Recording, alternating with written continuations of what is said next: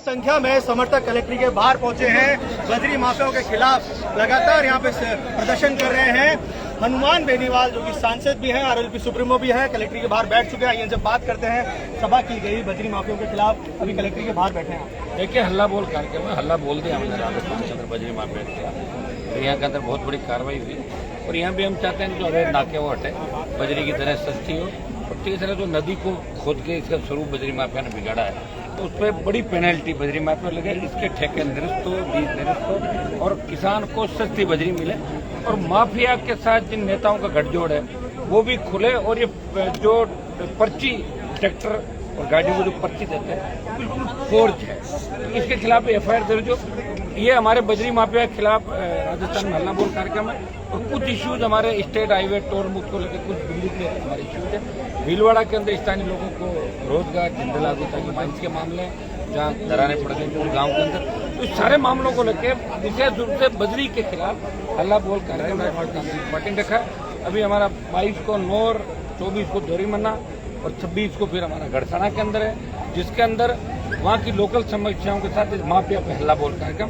तो टोंक के अंदर हम बड़ी रैली आगामी दिनों में जो ऊपर जो वजह 17 तारीख उसको भी करेंगे। बजरी माफिया की जो गुंडागर्दी है, जो गहलोत सरकार को अपनी जेब में बताता है, जो वसुंधरा सरकार को अपनी जेब में बताता है, इसको ठीक करना है। राष्ट्र लोकतांत्रिक पार्टी और इसके जवान मिलकर इस प्रदेश को बजरी माफिया से मुक्त कराएगा। हनुमान बेनीवाल अपने अभी आप यहाँ पे बैठे, कब तक यहाँ पे बैठे रहेंगे? देखिए, जब तक कोई बात नहीं होती तो बैठ गए। फिर अभी बैठ रहे थे, बच्चे जबरन कर रहे थे अंदर जाने का, रोका मैंने कहा अपने को जोर जबरदस्ती नहीं कि लॉ एंड ऑर्डर नहीं मिलता। एक बार देखते थे कि इनकी तो सकारात्मक बात होती है, ठीक है, नहीं तो फिर ये तो शुरुआत है, लंबी चल आंदोलन पड़ाव होते हैं, बड़े चले जाते हैं। तो हमारी जो मुद्दे हैं प्रमुख रूप से, इसमें भीलवाड़ा कलेक्टर के लेवल पे सरकार कौन से मुद्दे हैं, कौन सी इनको रिकमेंड करना, सारे मुद्दों में अगर बात हो जाए, बात के बाद ही अगला कदम तो हमारा अगला पड़ाव क्या फर्क पड़ता है। मैंने जब पार्टी बनाई तो कांग्रेस के लोग कहते बीजेपी की बी टीम है, बीजेपी कह रही कांग्रेस की बी टीम है। मैं कहता हूँ दोनों सी टीम है, करप्ट टीम है। राजस्थान में पार्टी बना के किसान को बैठी ने शुरुआत की। माफियाओं चाहे गैंगस्टर थे, माफिया थे, उनके खिलाफ हल्ला बोला राजस्थान में। ये देखिए, नौजवान अपने अपने साथ हैं, यहाँ तो कोई प्रचार प्रसार भी नहीं। एक दिन का समय में रोज बारिश आ रही थी, धुआंधार बारिश थी, फिर भी बच्चे एक आह्वान पे हजारों की तादाद में आखिर ये जब तक नहीं जाएंगे, जब तक इनको अगला वो नहीं मिलेगा। लोकतांत्रिक तरीके से अपना विरोध दर्ज करा रहे हैं। हम गहलोत सरकार से अपील करेंगे, राज कैंप की आड़ के अंदर आप बजरी माफिया किस तरह लूट रहा राजस्थान में, बजरी सस्ती करें, इससे हाईवे टोल फ्री करें, पेट्रोल डीजल की कीमतें घटाएं। ये प्रमुख रूप से मुद्दे हैं। बजरी माफिया को फायदे पहुंचाने के साथ साथ इसने नदियों को खराब कर दिया और माफिया इतना सिस्टम में हावी हो गया कि एसपी कलेक्टर भी माफिया की चिट्ठी पे लगता है राजस्थान।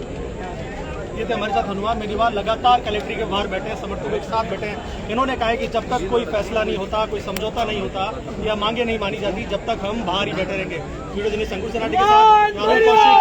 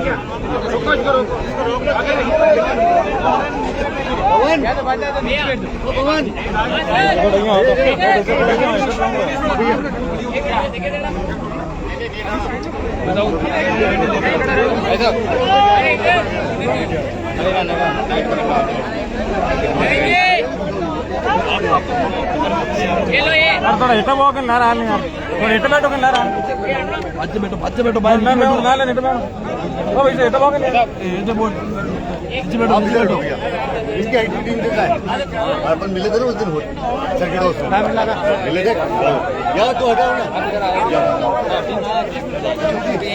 ಎಲ್ಲರೂ ಎಟ ಹೋಗಿ ಯಾರು एक मिनट तो बीच गए ಎಲ್ಲರೂ ಎಟ ಬೇಕು ನ್ಯೂಸ್ ಆಣ ಇದೆ ಇನ್ಮೆ ಆಣ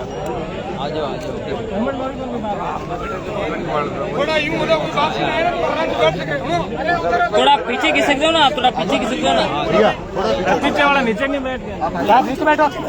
आवाज तेज कर ले इसकी हाँ उधर बैठ जाओ, बैठ जा थोड़ा नीचे ऊपर ये बेटा नीचे बैठो आराम है। तो मैं तो ये तो है कि बैठो यार क्यों बात हम जा रहे हैं हम लाइव चलना वाला इधर किधर मैं माइक को ध्यान रखो 1 मिनट बोलना मत प्लीज यार कोई 2 मिनट 1 मिनट है ना 2-3 लोगों को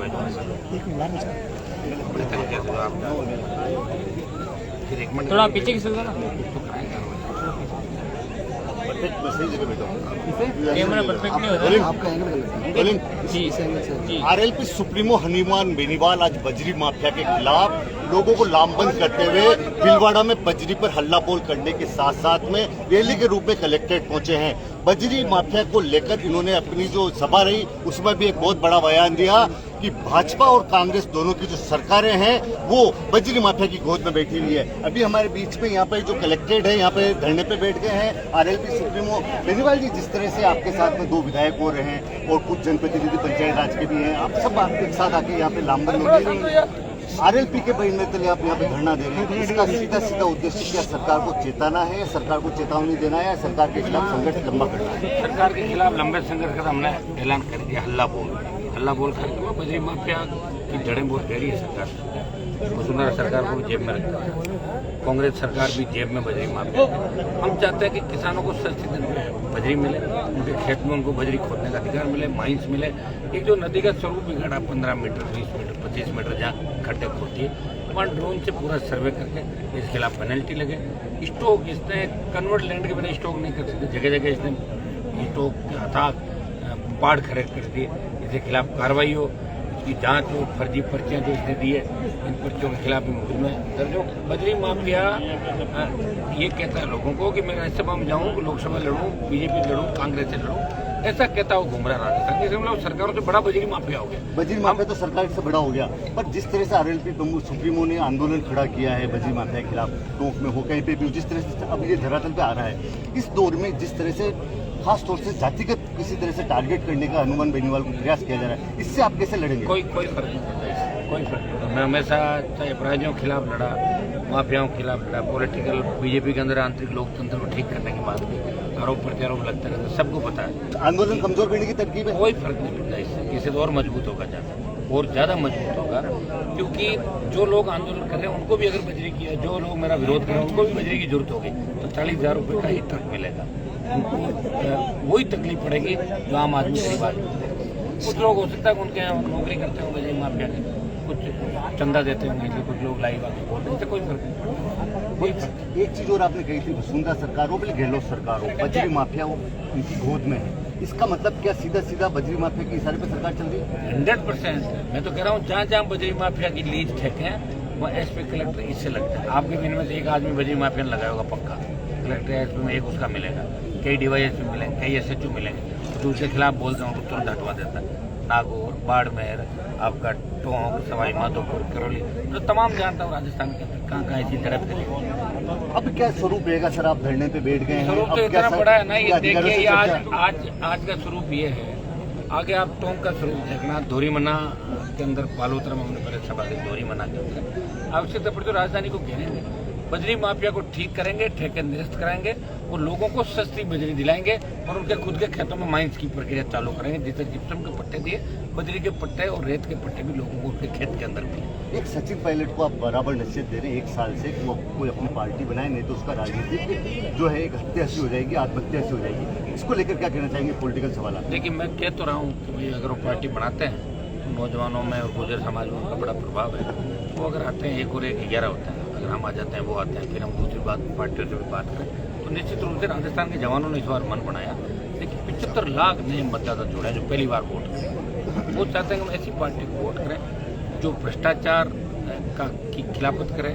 पेपर लीक की जो घटनाएं हो रही हैं, अपराध बढ़ रहे हैं राजस्थान के अंदर, माफिया जिस तरह बन रहा है, हम भय मुक्त अपराध मुक्त राजस्थान, नौजवान ऐसा चाहता है, नौजवान अपने सपने में राजस्थान वोट करना चाहता है, लेकिन कहीं न कहीं लास्ट में जाति राजनीति वोट चला जाता है। तो अगर सचिन पायलट पार्टी बनाकर मेरे साथ आते हैं तो अन्य दल भी आएंगे और हम 100 पार चले जाएंगे, कांग्रेस बीजेपी बहुत पीछे रह जाएगी। ये थे आरएलपी सुप्रीमो हनुमान बेनीवाल, जिनका कहना यह है कि अगर सचिन पायलट उनके साथ आते तो 1-11 होंगे और 75 लाख से अधिक ऐसे युवा मतदाता जो पहली बार मतदान करेंगे वो हमारे टारगेट में होंगे, तो कांग्रेस और बीजेपी दोनों को पीछे कर देंगे। और दूसरी जो सबसे बड़ी बात, जो बजरी माफिया के खिलाफ वो आंदोलन कर रहे हैं, वो कह रहे हैं ये आंदोलन केवल भीलवाड़ा में और टोंक में सीमित नहीं रहेगा, इसके लिए अगर राजधानी भी घेरनी पड़ी तो घेरने से फिर आरएलपी पीछे नहीं हटेगी। नवीन जोशी, कैमरा पर्सन पवन के साथ, पश्चिम भीलवाड़ा।